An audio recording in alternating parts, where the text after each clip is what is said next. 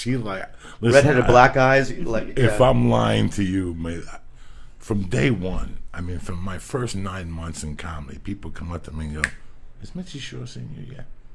Yeah. People would always ask me, "Is Mitzi Shore seeing you yet?" And so I always knew that my home was the comedy store. Yeah. I was just very fortunate to get put on there.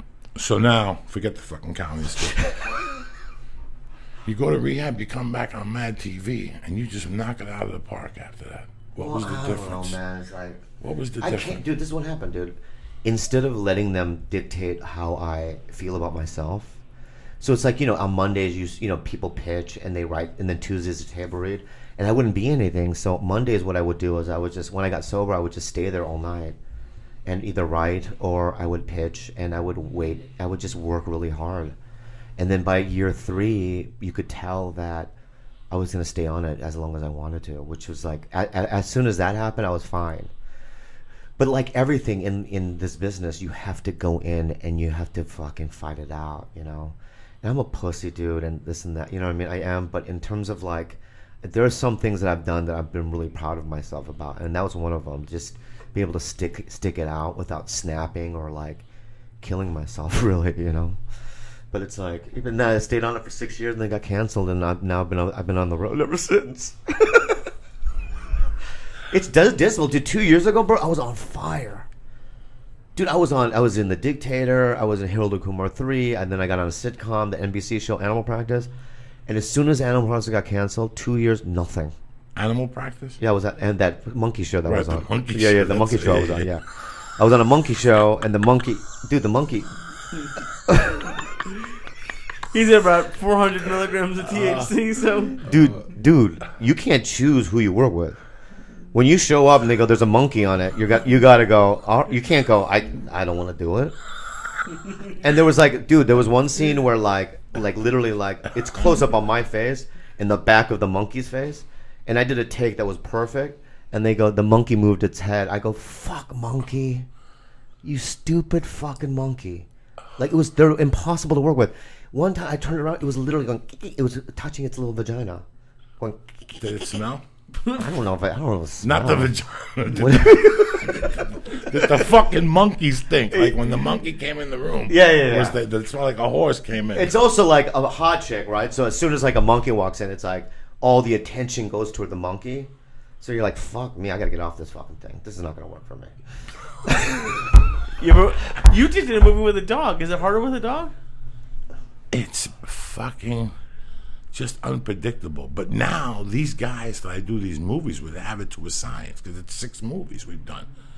So now they know exactly how to cut. And the first 2 I did with a fucking dog, I love the dog. Lana, she's great. She's a great dog. She's still around. Gary Valentine has her little puppy sister. The problem is that they can't be on the set for long hours. You have to pay for an animal person to come out, and you have to take a break every 45 minutes to get oxygen and for his eyeballs to adjust. It's fucking crazy. So we had a full-blown animal clinic. We had to have stables and veterinarians because PETA was gonna fuck us. So they get really. There's a lot of rules, man, when it comes to animals. You gotta have a body double for the monkey. In case you gotta have Just get Noe Gonzalez. You know what I mean? Yeah, no. You have let's say you have a stand-in dog. There's a stand-in dog, but let's say you want to hit that dog with a car.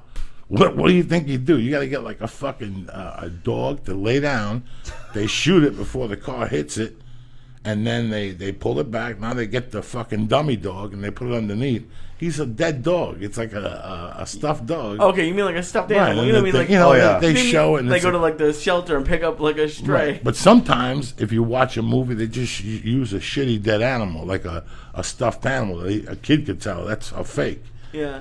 So it's tough to shoot with an animal. It's very tough to shoot with kids. Yeah. I heard kids are tough too because they gotta go to school.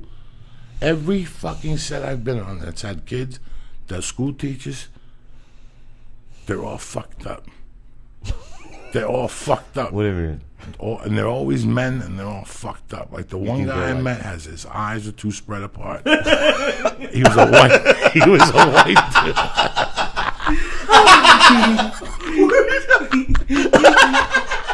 thought about that for way too long. Yeah. No, I swear. Yeah, to God. googly eyes. He had like fucked up eyes. Fish eyes. I call them fish eyes. Like that comic Mark Ellis, he's got googly eyes. Right, but I the can't even one look we at his saw, face. the one we saw last week for the dog movie was the worst. He was like an old guy with like a hat, and every time he'd sit down at craft service, people would just get up and walk away. He was that fucking creepy. So I don't know who hires these SAG teachers. Yeah, I hate when extras talk to me. Really? Yeah, well, I'll tell you why. Why? Because it's like, it's always, dude, the last thing I did, right, with those extras, and they were all like open micers. I started in the 90s, but now they're all professional extras. So then you're talking to like the producers or whatever, and then they come sit next to you, like, because we're friends, because we started together. It's like, no, man, not in this environment. In this environment, you're like a plant or a lamp fixture, so go do that. You know what I mean? While I do this. No, dude, in a comic club, yeah, fine. You're gonna go up on stage and that. But dude, in a thing where I'm talking to producers, because they want to get hired, right? So they hover around you like they were friends, you know, and then they try to be funny in front of like the director, so then they get a line. It's fucking sad, bro. So I have to like, what? You're looking at me like I'm a fucking asshole? No, because it just happened to me last week. Tell me why. It's because of the Comedy Store. From the beginning, I always had a little dignity. If I wouldn't have had the Comedy Store from the beginning, I think I would have been one of those guys. But because I always knew that no matter what happens on this stupid set, I always had the Comedy Store 11:45. Even if Paramount calls Mitzi and says Joe Diaz cursed out a director, Mitzi tell him, good, go fuck yourself, and hang up the phone. Yeah. That's my boy. You know, she loved all that shit. That's what she thrived on. So when I go on those sets, I always used to see comics. Like the first 3 or 4 jobs I went on, I used to see comics and how they acted. And I go, I'm not gonna act like these guys. Like they'd be making jokes all day, and they always had to say something. Or if an extra knew how to sing, they would just sing spontaneously. You know what I mean? It's fucking hard. It's so sad. It's really sad. So I knew how to act. I always knew just to keep your fucking mouth shut.